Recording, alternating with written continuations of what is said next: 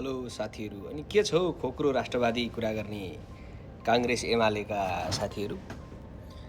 परराष्ट्र मन्त्रीले त ठाडै भनिदिए त, रिपुलेक कालापानी लिम्पियाधुरा हाम्रो हो, इन्डिया र चाइनाले यसो गर्न पाउँदैन भनेर। अस्तिसम्म त बेच्यो भन्दै थियौ त तिमीहरू। त्यो पनि भारतीय मिडियाको अगाडि खुला छाती बनाएर परराष्ट्र मन्त्री शिशिर खनालले लिपुलेक कालापानी लिम्पियाधुरा हाम्रो हो, भारत र चाइनाले मनपरी गरेर पाउँदैन, यसको लागि डिप्लोमेटिक उपायहरू खोजिनुपर्छ भनेर भनेका छन्। Kailash Mansarovar Yatra happens through very different border points. Many do travel through Nepal. We have welcomed Nepali tourists who have gone through different border points in Nepal. We have facilitated that.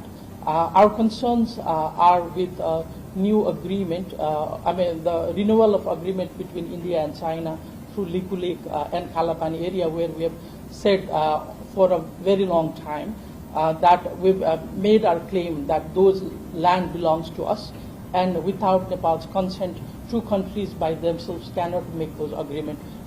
And we've made that very clearly known through our communication, including diplomatic notes to both of them. अब काङ्ग्रेस एमाले पहिला के भन्दै झुट बोल्दै मुकुण्डो लगाएर नेपाली जनतालाई चाहिँ नि गुमराहमा पारेर, भ्रममा पारेर आफ्नो राज्य संस्था चलाइरहेको रहेछ भन्ने कुरा बिस्तारै बिस्तारै पर्दाफास हुँदै खुल्दै जानेछ साथीहरू। हेर्दै गर्नु होला है, किनभने उनीहरूले यतिसम्म झुट बोलेर जनतालाई गुमराहमा पारेका थिए कि भन्ने साध्य छैन।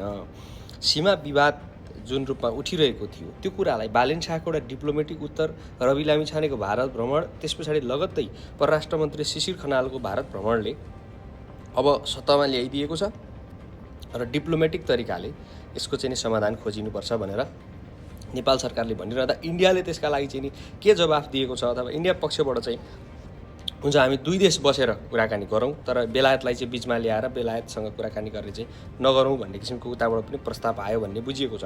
अब बेलायतलाई बिचमा ल्याउने नल्याउने, अथवा बेलायत यसको चाहिँ नि व्यक्ति हो होइन, अथवा सुगौली सन्धिको बेलामा चाहिँ नि के सहमति भएको थियो, सुगौली सन्धिलाई ओल्लो ओरा चाहिँ लिम्पियाधुरा लिपुलेक नेपालपट्टि मानिएको थियो कि थिएन भन्ने कुरा त्यो बेलायतलाई थाहा छ कि छैन भन्ने अनेकौँ थर्ड पर्सनको विषय होला। तर नेपालको भूमि लिपुलेक लिम्पियाधुरा हो भन्ने कुरा धेरैवटा तथ्य प्रमाणबाट आइसकेको छ।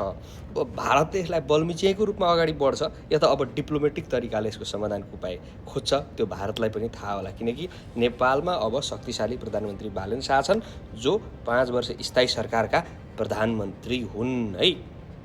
र अब यसरी हेर्दाखेरि उग्र राष्ट्रवादी भनेको राष्ट्रवादी होइनन् के, उनीहरू चाहिँ उग्रता, दण्डता अनि उनीहरू चाहिँ द्वन्द्वमा विश्वास गर्ने साथीहरू हुन् होइन। यसरी उग्र राष्ट्रवादी मात्रै भएर देशमा काम छैन। देशमा चाहिँ नि डिप्लोमेटिक राष्ट्रवादी चाहिन्छ, किनकि डिप्लोमेटिक तरिकाले चाहिँ नि उत्तर समाधान खोज्नु पर्यो नि त। अब भारतले योभन्दा अगाडि कुनै पनि सरकारलाई यसरी रेस्पोन्स दिएको थिएन। प्रधानमन्त्रीलाई त जब 4-5 महिलाहरू चाहिँ नि सडकमा उखालेर भव्य स्वागत गर्यो भन्दै नेपालमा आएर मुर्रा भन्ने प्रचण्ड जस्ता प्रधानमन्त्री भइसकेका थिए। तर रवि लामिछाने एउटा पार्टीको सभापति भारत जाँदा जुन रूपले स्वागत सत्कार देखियो, त्यसले चाहिँ नि भारत अलिकति नेपालप्रति अहिले चाहिँ अलिकति नतमस्तक छ कि नेपाल पनि अब चाहिँ विकसित भएको हेर्न चाहन्छ कि भन्ने चाहिँ नि आम जनमानसमा यतिखेर परिसकेको छ। र मलाई पर्सनल्ली लागेको अर्को के विषय हो भने, भारत र चाइनाले बिचको एउटा देश नेपाल गरिब नै रहोस् र यसमा चाहिँ पश्चिमा शक्तिहरू आएर हाम्रो विरुद्धमा खेलोस् भन्ने चाहँदैनन्। नेपाललाई कसरी हुन्छ भारत र चीन मिलेर थप विकसित बनाउन चाहन्छन् जस्तो चाहिँ नि मलाई पनि लाग्छ। किनभने नेपाल अविकसित रहिरह्यो र नेपालमा राजनीतिक अस्थिरता छाइरह्यो र पश्चिमा शक्तिहरू अमेरिका लगायत युरोपियन कन्ट्रीहरू लगायतले नेपालभित्र राजनीतिक रूपमा चाहिँ नि दाउपेच गर्न सक्यो, खेलबाड गर्न सक्यो भने भारत र चीन त अहिलेको चाहिँ नि एउटा चाहिँ नि उदयमान शक्ति राष्ट्र हुन्, एकदमै ठुला शक्ति राष्ट्र हुन्। त्यो दुईवटा देशको शक्तिलाई चाहिँ नि सन्तुलनमा ल्याउन सकिन्छ, उनीहरूलाई गिराउन सकिन्छ भनेर खेल्न सक्छन् भन्ने चाहिँ नि भारत र चीनलाई पनि अब लागिसकेको छ। र त्यो रूपमा भारत र चीनले पनि नेपाल चाहिँ अब यही अवस्थामा होइन, नेपाल पनि विकसित हुनुपर्छ, आत्मसम्मान हुनुपर्छ, औद्योगिकरण हुनुपर्छ, नेपालका युवाहरू बेरोजगार हुनु हुँदैन, नेपालमा राजनीतिक अस्थिरता हुनु हुँदैन भन्ने चाहिँ यो दुईवटा देशले पनि चाहन्छ कि भन्ने चाहिँ नि मलाई पनि लाग्छ। किनकि यसले गर्दा उनीहरूलाई ठुलो असर पर्न सक्छ।